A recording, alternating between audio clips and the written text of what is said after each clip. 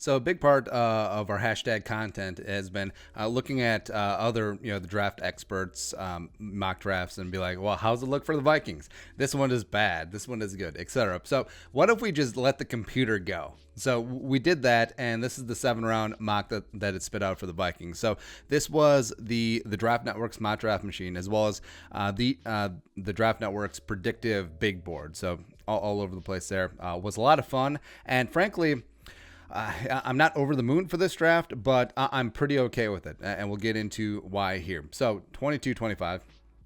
Vikings bringing Christian Fulton out of LSU. I think that's a very solid pick for me. He's cornerback 3 in this draft in terms of guys that I want specifically for the Vikings. Yeah, he's slightly above Jalen Johnson and Gladney and AJ Terrell as well. So like Fulton, Henderson, Okuda, one time. There you go. So 25. Even this goes down the route of, the Vikings have to replace Everson Griffin. So Gross Matos at 25. Matos. I'm not overly upset by it. I understand it, even though I'm a big Afadio Denebo supporter. But so Gross Matos here, when you do have guys like Cesar Ruiz all up in there, Jalen Rieger, in terms of bringing a wide receiver, even a guy like Neville Gallimore at this stage of the game, like I would rather have, but of course this is a spot where the Vikings could easily be looking to trade down as well. Wow, Justin Herbert fell to 34. That's pretty insane. Anyways, so back to the draft.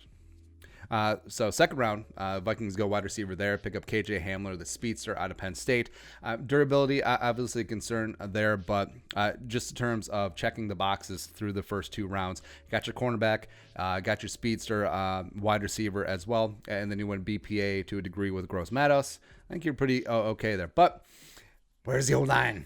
Where's the old line? So into the third round you go. So Jordan Brooks at 89.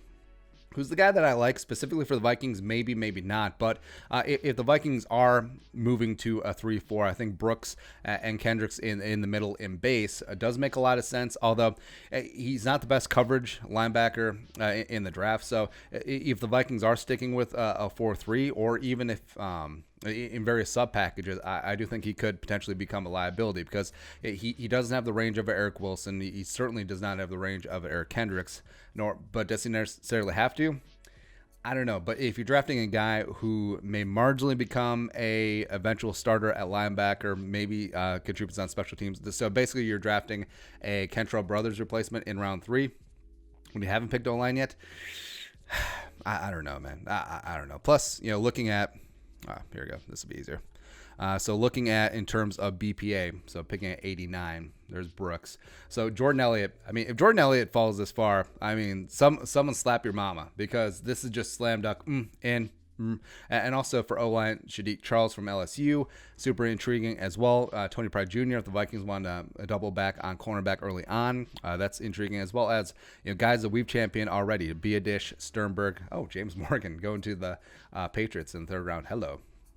I think just in terms of, would you rather have them at 89? I think you certainly would. But then it gets into 105 with Ben Barsh. So Vikings go offensive line 89. They probably don't go with Barsh at 105, which I like him. Of course, we love hashtag one of us, local kid angle stories, tackle out of St. John's. But I think Barsh would probably benefit from a year of sitting, just getting used to NFL caliber competition, as well as adding weight, a la the Brian O'Neill path. Now, could he succeed after being thrown in the fire as a rookie, a la Brian O'Neill? Maybe. I would rather not go down that path, though. So the fact that, just going back to the big board. So the fact that Ben Barsh is your first offensive lineman off the board, ideally he's probably going to be thrown into the lineup at some point. Otherwise, what are you going to do? It's Oli Udoh ready to go at guard? Maybe. Are you going to start Pat Elflein again for a year? God, I hope not. You know what I mean? So at this point, I'm a little at our fourth round, Brandon Jones, 132. I think this is really solid value because we talked about Harrison Smith isn't getting any younger. TBD what happens with Anthony Harris. He probably won't play on the tag, so it could be traded. You may need another body in there. J-Ron Kearse is gone. Marcus Epps is in Philly now. So it's like, what do you do? All right, so I think at this spot, it is solid value in just terms of if you do have Anthony Harris for a year, maybe.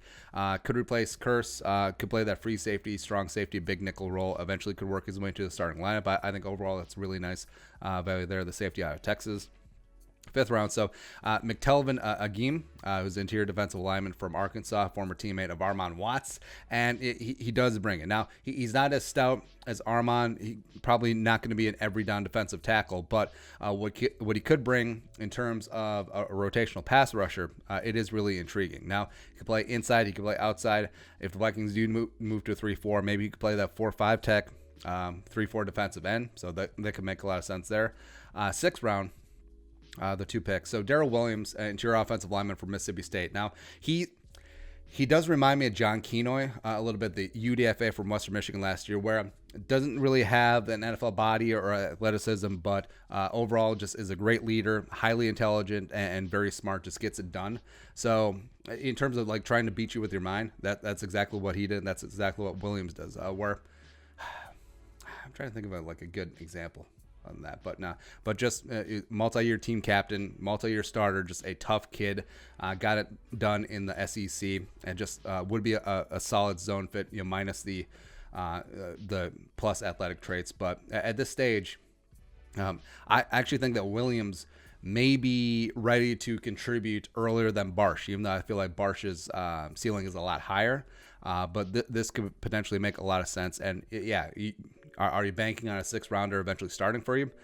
Maybe, maybe not. But you could toss Williams in, and he could serve as your backup center. Maybe part ways with Brett Jones then, as well as maybe he competes for one of the starting guard spots with Samia Oli-Udoh and the other veterans, etc. Also 6th round. So the Vikings go quarterback in this spot. Steven Montez from Colorado, where solid size, good arm, can move, he's got a little bit of mobility.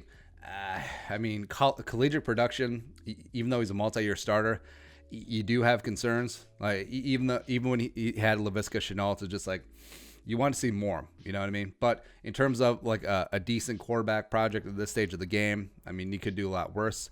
And then the 3 7th-round picks. So Tyree Cleveland, who is extremely intriguing to me, was a big-time recruit to Florida. Really didn't pan out. Big target, 6'2", 209. Now, I think Van Jefferson is obviously the better NFL prospect right now. But in terms of just a 7th-round dart throw, I think he could do a lot worse in this spot. He'll come in, play some special teams. Maybe he works his way up. He's got a nice little catch radius as well. So, again, you could do a lot worse than Tyree Cleveland in the 7th.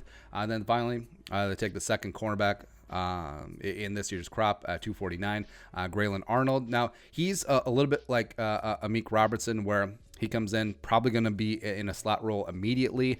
5'9", $186, has slot skills for days. You do worry about durability, as you do with a lot of smaller cornerbacks, but also he can return punts, so that adds value in there for sure. And lastly, in terms of value of where they're picked, this may be my favorite guy.